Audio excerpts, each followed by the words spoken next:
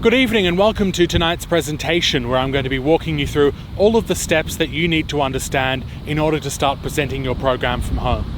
With the COVID situation that we have at the moment, it's been really tough for program presenters who've been doing it live from the studio, because you've had a week of doing it live, then a couple of weeks off, then another week of doing it live. And with the rolling nature of these lockdowns, it's really hard to build that following and build that consistency with your program. So my aim with tonight's presentation is to show you everything that you need to understand in order to be able to take your program and make it lockdown proof. So first of all, who am I? It's actually really good to see so many people here that I know from the station, and also people that have done the training with me before. But if you haven't done the training with me before, my name is Mitchell Dyer. I've been a long-term Pulse volunteer going back to 2006, and I currently present a program called Mitchell's Front Page on a Monday and Tuesday between 9 and 11. There'll be a few shameless self-plugs of my program throughout.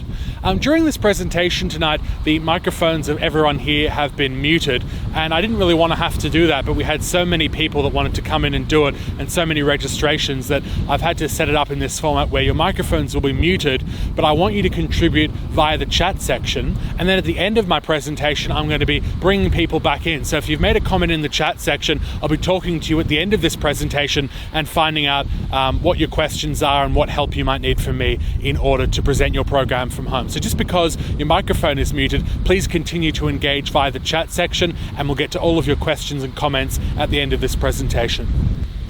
The other thing I want you to do with this presentation is to really set some goals for yourself, because I'm really big on not only doing this training, and I know a lot of people come here because they enjoy learning new things and it's a bit of fun, but I want you to be able to take the knowledge that you learn in this presentation and to actually implement it. So what do you want to achieve? Is it that you want to start doing programs from home? Is it that you want to get the equipment you need to present from home? Is it that you want to start doing a podcast? Really think about, what do you want to get out of this presentation, and what practical steps are you going to implement after this presentation in order to actually start achieving the goals that you've set for yourself.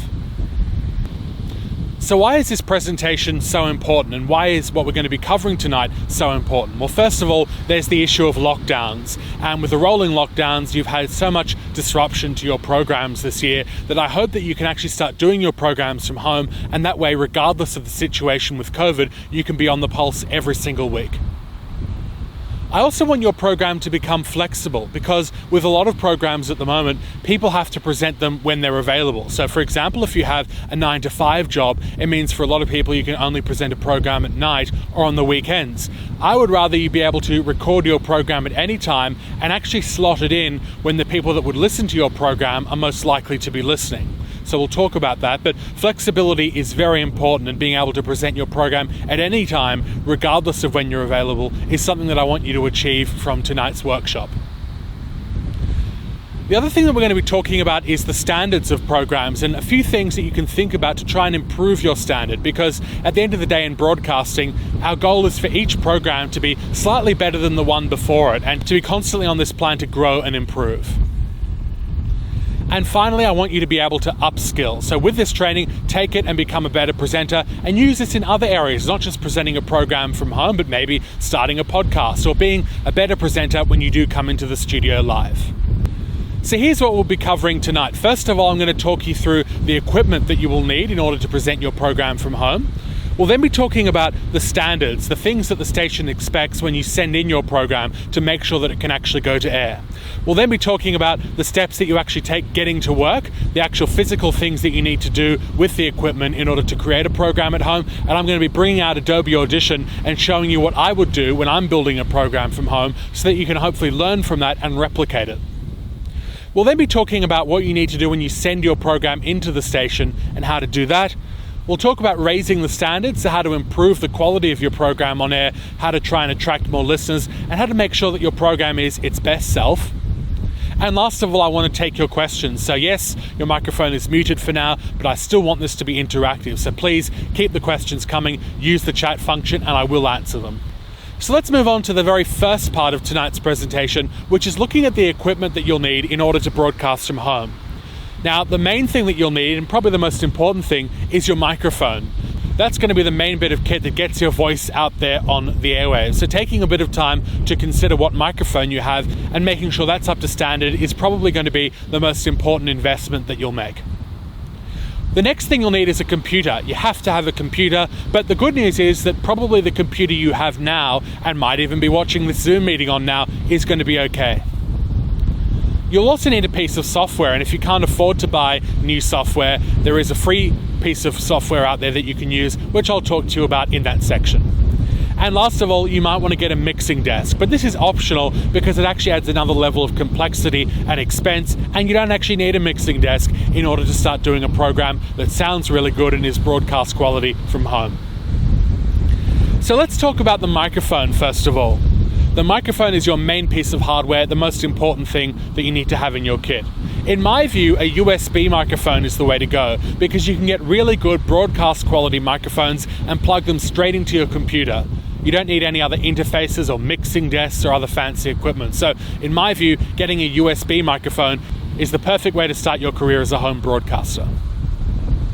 Here are a few that I recommend. I personally use the Rode Podcaster, and throughout you might know that I recommend a few Rode products, and it's not because Rode gives me money. If anything, it's the other way around, but simply because I enjoy their products. I found them to be very hardy, very long life, and also to be very innovative, but we'll talk about that. But what I use is the Rode Podcaster. I recommend it. You can plug it straight into your computer. It's got an inbuilt pop filter, which is really nice because it reduces some of those sounds that you don't want on air, like the plosives. So the Rode Podcaster I recommend. But you can also look at getting the Blue Yeti, which is another very popular USB microphone out there, the Rode NT USB, which is another Rode product, or an Audio-Technica microphone that's listed there on the screen. So my advice, get a USB microphone, don't get a non-USB microphone, so it's just easy to plug straight into your computer and get going.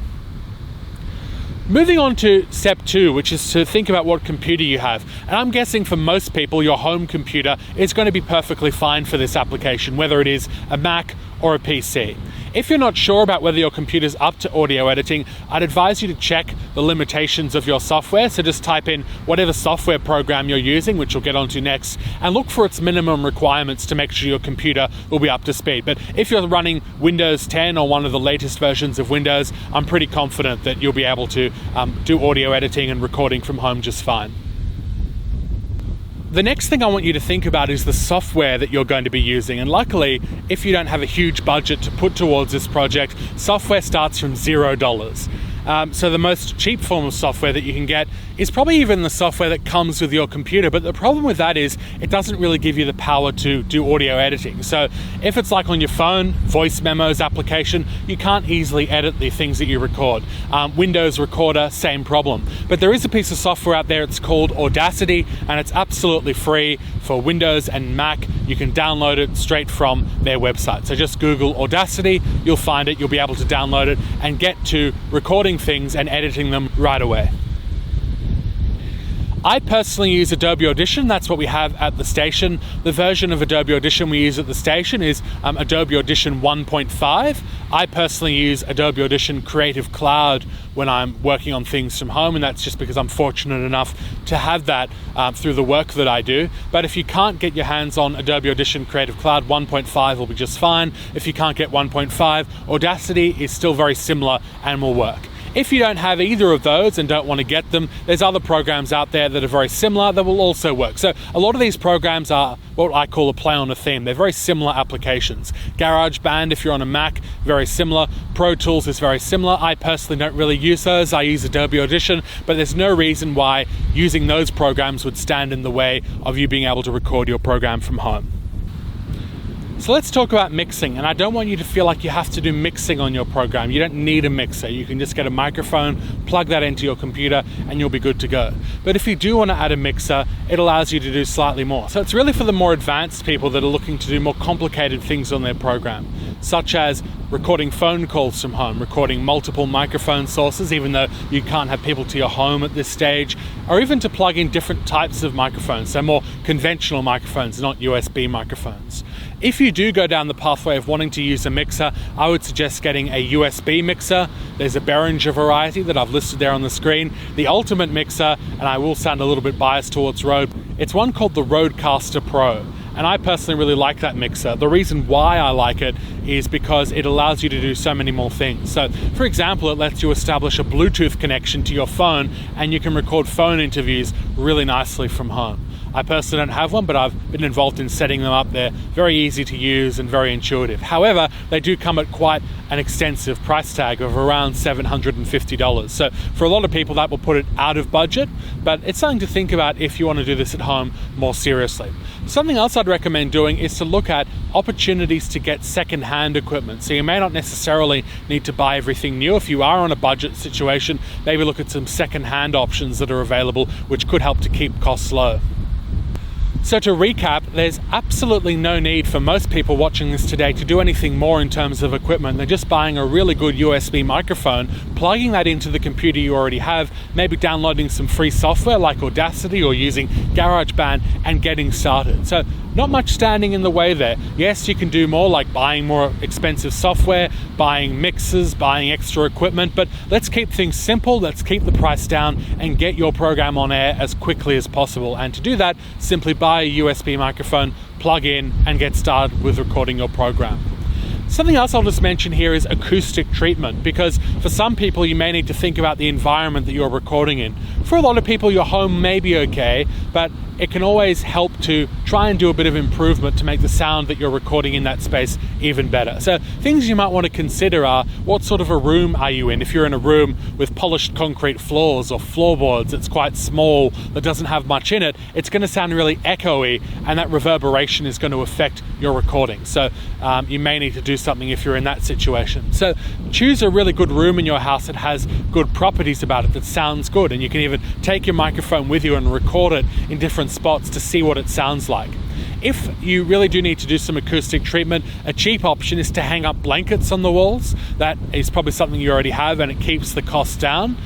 You can also look at other options like recording in your car. I've done that before, and cars generally have a really good level of acoustic soundproofing and really good acoustic properties. So that can be an option. Recording in your wardrobe can even help. If you've got a walk-in wardrobe, recording in amongst the clothes and things can actually sound pretty good, because there's not much echo in that recording.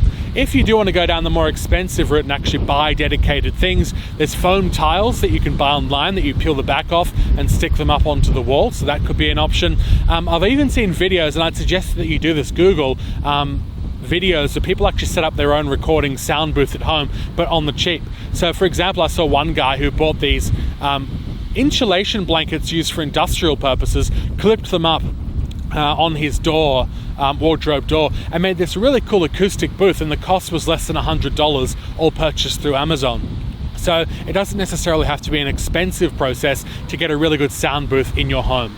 Next, let's talk about meeting the standards, because your program that you record from home has to meet the standards that the station expects in order to be able to go to air. So first of all, there's some requirements around the format that you send your files in. They should be MP3. The reason why they're MP3 and not a bigger format like WAV is simply because it gets too big to send over the internet. So MP3 is a good compromise, and if you have it at a higher quality setting, it can sound acceptable for going to air. I recommend at least 192 kbps. Now, you don't have to worry too much about what all this means. If it's sounding really technical, don't stress. All you need to do is to go into Adobe Audition when you're exporting and choose these settings, and I'm actually going to show you how to do that in the latter part of this presentation. So don't stress, it's not as difficult or technical as it looks. 16-bit minimum, and also 44/100 hertz as your sampling rate. So those are kind of my go-to settings, and I would suggest that you use those or better when sending in your program to make sure it sounds good when it's on air. Next, we have to think about the quality, and provided you follow the instructions that I've given you in this video and you use good equipment that I told you about, and don't film it in a really weird echoey room, it'll probably be okay. So if it's recorded with the right equipment and edited properly, it'll probably sound almost as good, if not better, than if you were doing it in the studio. Next up, the length of the program, and I think I'm not the one that is putting the programs to air. I was right at the start of coronavirus, but now it's Adam. But with the length of the programs, I'm seeing a lot of people who are just sending in lots of different length programs. And that means it's not standardized across the station. And then it means that you start by having the end of one program at the top of the hour, and then going for 2 hours in the next program, and ended up being that the end of the program's at the bottom of the hour or at strange times. So I think if more people could send in a consistent length of program, 1 hour and 56 minutes, allowing those last 4 minutes of the hour for the station to put in their station breaks, that would be a really big help to the sound of the station. So you should be able to plan your program appropriately so that it's pretty much the same length every time. And I might show you how we do that when I get into Adobe Audition a little bit later on. Next thing to think about is keeping your program generic. And really, I probably should have underlined and highlighted and boldened this one on the PowerPoint. Make sure your program is actually generic. It doesn't have a time of day associated with it. So don't say good morning, or don't say it's great that it's Friday, I'm looking forward to the weekend. Make sure your program can be used at any time of day, because that's going to be the biggest use to our station. But also, even if you have to go on holidays or go away, or if you're called away for some reason, to have a few spare of your program in the bank that the station can use to keep your program on air is great. So don't have any references in there to what time of the year it is or what time of the day it is, and then your program can be used at any time, and it will give you the best opportunity to be on air more and give you more exposure. So don't have any references in to the time of the day or what time of the year it is or what program's coming up next. The next thing is, don't put in any sponsorships or any promos for other shows, because again, they time and date the program. So if a sponsor leaves the station or new ones come in, or if programs change, your program will no longer be relevant and won't be able to be used. So leave the sponsorships and the promos to the production department, to Adam, and you just focus on making your program for those 1 hour and 56 minutes as good as it can possibly be. Last of all, brand your program. So yes, you can do that. Emphasize that people are listening to, for example, Steelworks or Jazz on the Pulse or the Pulse Concert Hall. That's perfectly fine, and it helps to build that profile and hopefully a bit more of a following for you and your program. So now we're going to talk about getting to work, meaning how do you actually get started, start working on your program and turning it from an idea and into a reality? How do you take all that equipment and start recording from home? Now, the first thing to say here is that a lot of people will be thinking about what I call a linear approach to recording your program from home, meaning that if it's a 2-hour program, they're going to sit down for 2 hours and record in real time. So they'll play a song, they'll sit there while they're waiting for the song to finish, then they might do some talking, then they might go into the next song. And that means it takes 2 hours plus by the time you set up all the equipment for you to actually record your program from home. What I propose is a non-linear approach to program recording, and there's a reason for that. Non-linear just means it's a fancy way of saying not in an organized way, or not in a way that means that you have to start at the start and end at the end.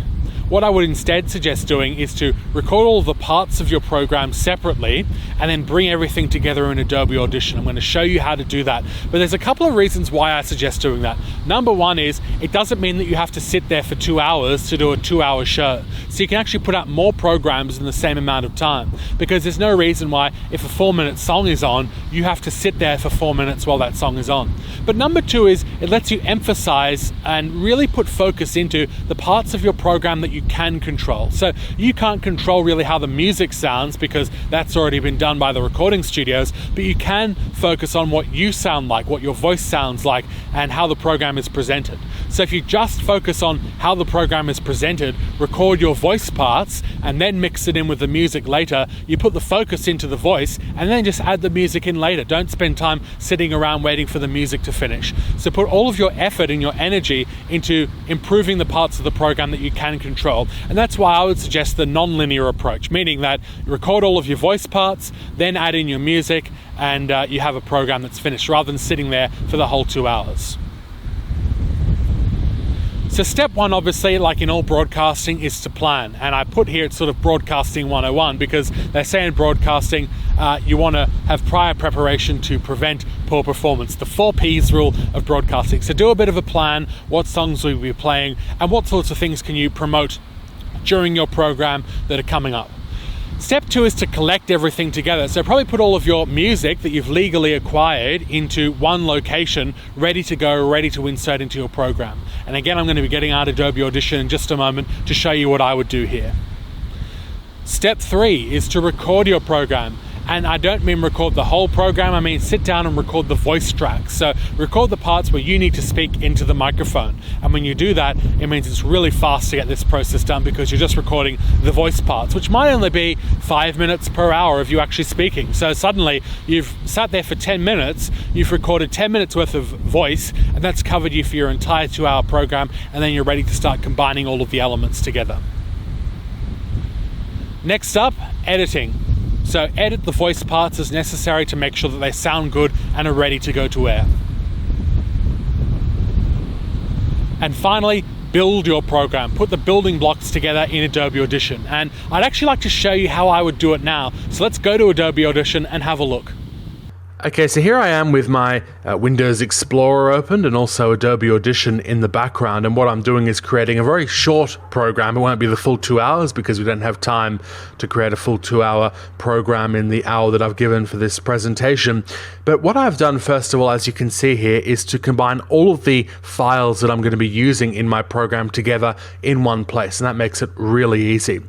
These songs that I've got here have all been legally purchased via iTunes, which you are allowed to do to play things on air. If you don't have access to iTunes and you want another source of music, you can get music from CDs and using Adobe Audition import it into your computer, converting it from the CD audio format into an MP3.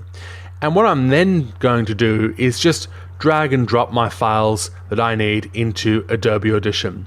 Now, there was a couple of questions that came through about how do I make sure that the levels of my program are consistent, and these are good questions to be posing. And I think a really good aiming point is to aim for the levels of your program to hover around the -3 dB level. So we can see here already that this particular file that I'm using is too loud. So if your files that you're using are too loud or too soft, you can normalize them, and that brings everything to a consistent level. So I just go to Effects and then go down here to Normalize. And when I'm choosing what to normalize to, I can be on dB or percentage. So I'm going to go to dB and just type in -3. And now what I've done is normalize this file so that it's at a consistent volume of -3. Important thing to note, just with the technical parts behind normalizing, what normalizing does is it scans the entire file and it finds the loudest point in that file and then brings everything down to -3, or brings it up to -3, but brings everything up and down by a consistent amount in that file. So you'll still have the natural variations in the file between the loud parts and the quiet parts, which is what you want. If you are trying to really balance out the file further, you can use compression or something called hard limiting. And what that will do is try and even out the file so it's a more consistent volume right throughout. But the problem with that approach is things like breaths can then be just as loud as the main speaking parts. That's why usually normalize is a good way to go. So I've normalized this, and this file is a little bit soft. So I'm just going to Control-A to select everything and then go into normalize. Back to -3. So now these sweepers that I'm going to be using are a consistent volume. This song is peaking at -3, so this is correct. We'll go to this song here. So this song only has that one little bit there that sort of goes a bit over, but everything else looks to be around -3, so that's fine. This one's perhaps a little bit loud, so I can go through the normalization process. And this one also looks good, -3 dB. So here I've got my collection of songs and also my sweepers all normalized to -3 dB. Now what I'm going to do is to create a new voice track. And what that's going to allow me to do is to start recording the actual voice part of my program. And when I'm ready to get started, I just hit record. And let's say that the first moment in my program is going to be throwing from Here Comes the Sun to the song We'll Meet Again. You're on 94.7 The Pulse, and that was the Beatles with Here Comes the Sun. It's Mitchell Dyer with you, presenting some great music during this time of lockdown. Hopefully you can stay with us. Coming up, we've got a great song from Vera Lynn. Here it is. It's called We'll Meet Again. So that's my voice track done. Now this part here was me telling you about the voice track, so we don't need that. So I can delete that. You'll notice that the recording level was too soft. And I'm using a USB microphone, so it's not analog, so you won't have too many problems by bringing the volume level up. So I'm just going to normalize that to -3. And that's looking pretty good. You may want to do further effects, but in reality, you don't need to do too much work balancing out your voice, because the equipment that they have in master control at the station will do a lot of that work for you when your program is going to air. What I now want to do is switch over to the multi-track view, and I need to actually create a new session. So I'm going to do that. I'm going to call it Lockdown Program 1. And these settings are all correct. So remember, we were talking about the settings. You want to have 44/100, 32 bits, and needs to be in stereo, obviously. So click OK. And now I can start to build my program. So I can drag in the Beatles, Here Comes the Sun. And that's sounding pretty good. And if I zoom out, go to the end, I would like to drag in my voice track. So I can go here, insert into multi-track, Lockdown Program 1, and that will only insert the part that I've highlighted, and then we'll throw into We'll Meet Again. And then I can play around with this part here, which is making sure that the voice comes in at just the right moment. And this is one of the main benefits that you will get from working in this non-linear approach rather than linear, is I can actually play around and make this throwing from the song to the voice perfect. And I can also play around with making this part perfect, which is going from the voice into the next song.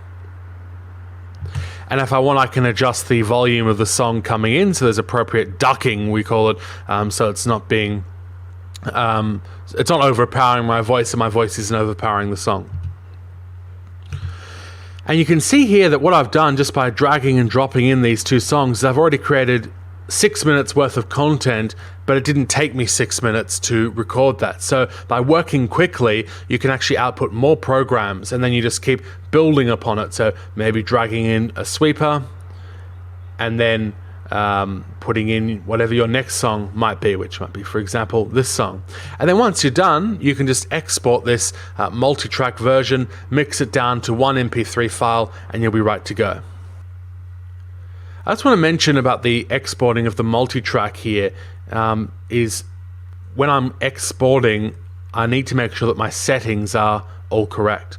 So these settings are right, 44/100 stereo and 32-bit, but the format settings, we need to change that down to be about 192, but you can also do it in 320 if you want. You don't want to go lower than that. And the reason for that is quite simply that the quality will be lost. So anything above 192, you could do 320 if you want, or one of these other options will be fine, and your program will be ready to go to air. So that is a quick demonstration of what you can do using Adobe Audition. So that's how I would do it in Adobe Audition.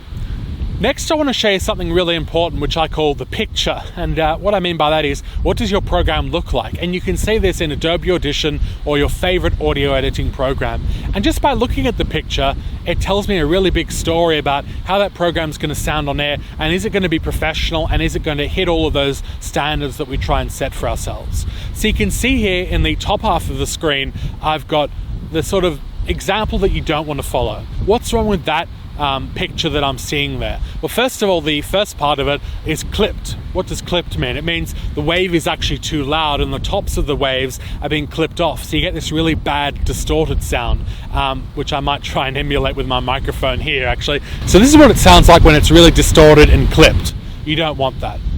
Then the next part is at a sort of more normal level, but really you want the levels to be consistent right throughout your program. The other thing with that first piece of audio in the top half of the screen is that there's weird gaps that shouldn't be there. So we want our program to be as tightly produced as possible. And that means that you don't want to have awkward gaps in there that just don't sound great on air. So the second one is a much better form of audio because the levels are more consistent. Yes, there's some variance, as there probably should be, but it's not something that has a lot of gaps in it. So it's a consistent sound level throughout, which makes it a lot easier to listen to, and it will sound a lot professional, and it will give your program a lot more respect when it actually goes out there into the marketplace or the airwaves. So double check the picture of your program and what it sounds like, and if it looks like the first one, or there's awkward gaps that shouldn't be there, you're doing something wrong. And if you're not quite sure why those gaps are there, send me an email, ask for help. We're all here at the station to try and help each other. That's why I'm volunteering my time here on a Sunday night to actually do this course for you. It's because I want everyone to feel like they can do this, but I also want people to feel upskilled, and I want to be the sort of station where we share each other's skills and knowledge and expertise. So if there is something wrong with your audio and you're not sure why, email it to someone like me. I'm happy to help, and we'll point you in the right direction. Next up, we have sending it in. And the things that you need to do when you're sending your program in is to, number one, check the picture, which I just talked about. So again, do that one final check to make sure it looks okay. Number two, make sure the file settings are correct. So go back to what I said earlier in the presentation tonight. You'll be getting a copy of these slides, so you'll be able to go back to it. Make sure that the settings are acceptable, so it's not too low or the file size is massive and it can't send properly through the internet. And then the final thing you actually have to do is to send it into the station. And the easiest way to do that is to use a service called WeTransfer. To do that, simply go to wetransfer.com, you upload your file, you enter the name of the person or the email address that you want to send it to, and then the file is on its way. And I'd strongly suggest using that because it's a very simple, straightforward process to send big files across the internet. You can't just put it in an email, your program will be too big, but using a service like WeTransfer means that sending big files through the internet is really easy. Google Drive is another option, and then there's more options on top of that, like Dropbox, which I personally don't like, simply because it's quite a difficult interface I've found, and unnecessary steps to get your files. Just go through WeTransfer or Google Drive, where the person at the other end just gets a simple link, they go in, download the files, done. So sending in the files to the station is not a big deal. Just check, make sure it's all correct, and then send in your files using WeTransfer. What I've also put here on the slide is to consider, would you like to use a file naming convention? You don't have to, but it might be a good thing to do is to save all of your programs with a consistent structure. So what I mean by that is, rather than calling it program1.mp3 or program8.mp3 or julyprogram.mp3, maybe you might want to have the date. Or maybe you would like to call it Mitchell's Front Page 1 or Concert Hall 1 and Concert Hall 2. And that way when you come back to it, you'll have your list of programs and it'll be really easy to see which file is what. And if you want, you could even put the date the program was recorded in the file name so that you know for yourself when that program was recorded. The final part of this presentation, and I really appreciate you bearing with me before we get to your questions, is about raising standards, because a few people said this when I asked in that form, what would you like to learn out of this? People said they were keen to raise standards and improve their program. And I think that's something we all need to be doing, is thinking about how can my next program be better than the last program that I had. So constantly improving, and part of a journey of constant improvement is what we should all be on, and all trying to help each other. That's again why I'm here volunteering my time, because I want everyone to feel like we're part of a team and we can all help each other to improve our standards of program. And the other point I'll just make is, I host programs on the Pulse, and Mitchell's Front Page is one of them, but I don't pretend that my program is perfect, and it's probably not, and has some ways to go. Obviously, perfection, you can never really achieve it in a live and creative medium, but I don't pretend that my program is perfect. So I'm not telling you to be like my program. What I've done is I've thought about best practice, and I've put in a few questions here. So I haven't told you this is what you have to do. I've told you instead some of the questions you need to be asking yourself to try and improve the standards of your program. So I don't want you to feel like my program is the be-all and end-all. My program is just as fallible as anyone else's, and we all need to work together to improve our standards of program. But here are some questions that I think you should be asking yourself about your program, and I personally ask these of myself on a regular basis about Mitchell's Front Page and the other programs that I do. Number one is, I suppose, why are you here? So what is your program's purpose, and has that changed over time? So for some people, they started out their program to achieve one objective, but over time it's sort of morphed into something else. So just do that check on yourself. What is the point of your program, and is it still meeting that purpose? That's a really important one. Number two is, who is listening? Who's your target audience? What do they look like? What are they doing while your program is on, and why have they specifically chosen to listen to your program? So I have a bit of an idea of who listens to Front Page simply from the conversations I have with people that do listen. And quite often it's people that are listening to Front Page because they want to hear local voices, they want to know current affairs, they want to hear hopefully both sides of the arguments about the issues of the day, and I hope I bring those to people. So that's hopefully why people listen to Front Page. Think about for your program, who's out there, why they're listening, and would you listen to you? That's the third thing I've put there. Would you be the person that would listen to you? And if you don't want to listen to yourself, can you expect other people out there to listen to you? That's a big one and probably a deep philosophical question. But think about it. Would you actually tune in and listen to your program? And if not, why not? The next set of questions I put in are more around the presentation and the technical. So they're less philosophical and less sort of why are we here type questions. The first thing I'll put here is, what is the right mood for your program? So what mood do you want to set? And what I mean by that is the mood that someone's trying to set in the breakfast shift in the morning is very different to someone who's on late on a Sunday night trying to get that mellow song request kind of vibe. So the mood of your program is important, and presenting it in a way that matches that mood is quite essential. What are people doing while they're listening to your program? Because that is also a driver of mood. For the breakfast program, people are probably either asleep or waking up or trying to get out the door in the mornings. In a drive program, they're stuck in their cars, probably stuck in traffic, trying to get home. So different things that people are doing during the day, which creates different moods and different styles of presentation and formatting. For example, with Mitchell's Front Page, my interviews may go for a lot longer than on other programs, and that's simply because at the morning's time of the day, quite often by that time, people are either already at work or they've got their household chores done and they're willing to sit down and listen to longer form content. But at other times of the day, I probably wouldn't have interviews that run quite that long. So these are the sort of things you need to be thinking about. Do you keep your program as tight as it can be? And that goes back to the sort of picture issue I was raising before. Are there awkward gaps in places that there shouldn't be? Is your program clear, easy to listen to, easy to follow? And do you keep those technical issues to a minimum? And hopefully if you present your program using the methods I've taught you, the non-linear approach where you focus on making it as tight as possible, you will overcome any challenges that you might have if you were doing it the old way. What's important in your program? So for some programs, the important thing is going to be the music and really making sure that the music carries the day. For other people, it's going to be the key guest that comes on that has all of the information that people want to find out. So what is the important thing in your program? Why is it that people tune in? And do you actually give that time to shine, to make sure that the important thing is there, easy to find, accessible? And does it shine, or is it sort of overpowered by other things that are going on in your program that aren't quite as important? Are parts of the program overdone? So that's what I'm talking about there.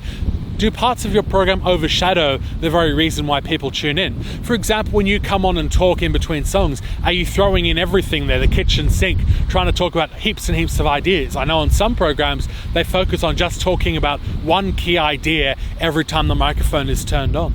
So is that something you might want to do instead of trying to talk about 6 or 7 different things at once and maybe confusing people and going through a bit of a minefield? How authentic are you? And this is a challenging one, but I think when you're on air, you want to try and be as authentic as you can be and be yourself. So are you trying to be a personality that you're not? Or are you presenting in a way that doesn't sound real, that sounds overly scripted, that's too robotic? These are important things to think about when you're presenting, and you also need to be thinking about it when you're at home, because people have told me that when they present their programs from home, they get into this at-home, laid-back, too comfortable mode, and they don't feel like they're actually presenting anything. And they get really lazy and sort of laid back. So think about that.